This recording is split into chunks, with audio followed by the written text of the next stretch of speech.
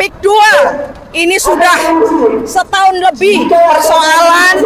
Satu adalah laut yang dibuat pagar bambu, justru hari ini semakin dipasang beton. Ini juga belum bisa diselesaikan. Terkesan negara juga masih takut dengan otak pelaku pemagaran laut, penimbunan sungai-sungai dan pengurugan sawah-sawah masyarakat di sana yang tanpa dibayar. Belum lagi penggusuran masjid, belum lagi penggusuran masjid-masjid taklim yang awalnya mereka beribadah dengan baik, kemudian diganggu, masjidnya hilang.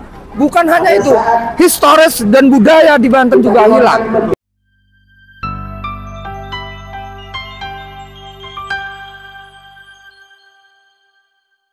Wabarakatuh. Waalaikumsalam warahmatullahi wabarakatuh. Saya Sunarti. Saya dari kaum perempuan, kaum mak-mak yang notabene sudah tidak ada lagi istilahnya tenaga dan upaya. Tapi hari ini saya mencoba, ada beberapa hal yang hari ini sudah disampaikan oleh kawan-kawan dari Gladiator. Saya sepakat dengan apa yang disampaikan, tapi mungkin saya agak sedikit berbeda dengan apa yang disampaikan oleh tokoh-tokoh yang lain, karena saya adalah dari buruh, saya mewakili buruh ya. Satu hal yang mungkin ada kesamaan, kenapa hari ini ada namanya Gladiator atau apalah dinamakan ini. Jadi muara persoalan hari ini sampai ada di KPK ini adalah ada beberapa. Satu, persoalan tentang perampasan tanah. Yang kedua, soal masalah-masalah yang terjadi sampai hari ini juga belum bisa diselesaikan. Sebenarnya muara persoalan hari ini adalah dengan adanya Undang-Undang Omnibus Law. Undang-Undang Omnibus Law ini adalah undang-undang sapu jagat yang di sana ada 79 undang-undang dan dijadikan 11 klaster. Maka kondisi hari ini imbasnya adalah 10 tahun pemerintahan Jokowi. Inilah imbas dari 10 tahun pemerintahan Jokowi hari ini.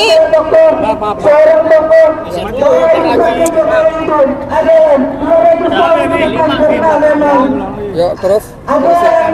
Ya, pemerintahan Jokowi di sini sebenarnya inilah membuat rakyat sengsara. Khususnya ini ada di depan mata dan di ibu kota. Istilahnya dari Jakarta, dari istana itu tidak jauh, hanya beberapa kilo, berapa puluh kilometer, kan gitu. Hanya beberapa puluh kilometer, tapi ternyata di sana banyak persoalan yang terjadi. PIK 2 ini sudah setahun lebih persoalan. Satu adalah laut yang dibuat pagar bambu, justru hari ini semakin dipasang beton. Ini juga belum bisa diselesaikan. Ada apa? Kenapa begini kan gitu? Ini sebenarnya harusnya pemerintahan yang baru, walaupun ini peninggalan 10 tahun yang lalu, ini adalah pemerintahan yang baru ini harus bisa menyelesaikan. Kenapa? Rakyat kita hari ini makin sengsara. Kapolri harus mampu untuk menyelesaikan, mengeksekusi persoalan itu. Yang berikutnya, KPK. KPK ini kan harusnya menangkap koruptor-koruptor. Jangan hanya sekedar menangkap yang klasteri kan gitu. Yang berikutnya adalah yang saya kadang-kadang bingungkan, uang dari perampasan dari semua yang ditangkap itu dikemanakan. Hari ini pemerintah selalu mengatakan pemerintah punya hutang, terus uang yang dirampas dari mereka yang koruptor itu dikemanakan. Seharusnya untuk membayar hutang atau bunga hutang itu mampu untuk menyelesaikan.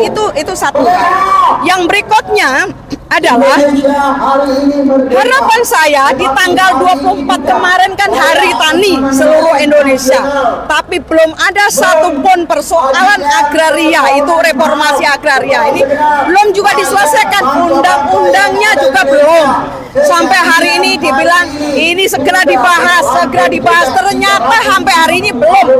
Rakyat hanya dijanji-janjikan bahwa segera dibahas undang-undang tentang pokok agraria tadi. Itu satu. Yang kedua, undang-undang tentang perampasan aset sampai hari ini juga belum ada. Terus apa yang harus kita harapkan kepada mereka anggota DPR kan gitu. Maka dari itu satu hal yang saya sampaikan, karena ini adalah tanggung jawab Presiden Republik Indonesia yang ke-8 yaitu Bapak Prabowo Subianto. Maka dari itu saya meminta segera copot Kapolri, bubarkan KPK, dan Jaksa Agung juga dicopot. Karena apa? Ini adalah biang keladi dari persoalan yang terjadi di Republik Indonesia. Emang kenapa banyak koruptor yang ditangkap kelas teri, tapi kelas kakapnya bagaimana? Kenapa tidak bisa ditangkap? Inilah menjadi catatan bagi kami, bagian dari masyarakat Indonesia. Ini sebenarnya mampu tidak Presiden untuk mencopot 3 pilar ini? Kenapa 3 pilar? Karena ini adalah kalau dibilang pucuk pimpinan penegak hukum. Kalau ini juga mampu untuk mencopot, otomatis persoalan ini minimal bisa diurai dan ditarik benang merahnya. Itu aja. Kenapa? Ini ada Kang Khalid. Ini kan PIK 2 sampai hari ini justru sejengkal dari istana, tapi ternyata juga nggak ada yang bisa disebutkan. Itu sebenarnya hari ini keprihatinan kami sebagai perempuan untuk ikut aksi di tempat ini. Hanya 3 hal itu yang saya meminta kepada Presiden Prabowo Subianto agar segera dilakukan pencopotan 3 pilar itu. Serasa itu aja. Terima kasih. Wassalamualaikum warahmatullahi wabarakatuh.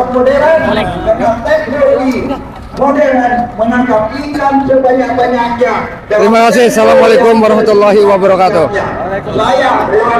Ya, yang jelas kami di sini sebagai rakyat, petani dan nelayan, karena memang di sana adalah lebih berbasis pertanian dan nelayan.